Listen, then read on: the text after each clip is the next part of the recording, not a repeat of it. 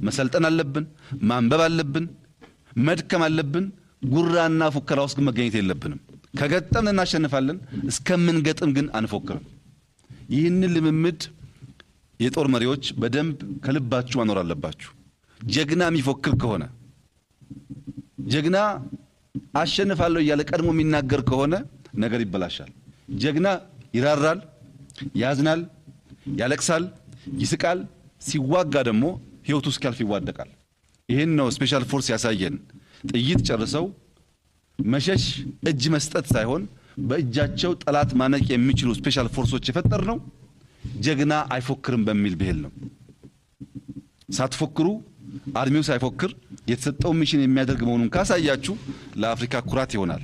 ስትመለሱ ዘርዘር ያለ በሳይንስ በቴክኖሎጂ ውጊያ የተመራበትን መንገድ ከሞላ ጎደል ሰፋ ያለ ጊዜ ውይይት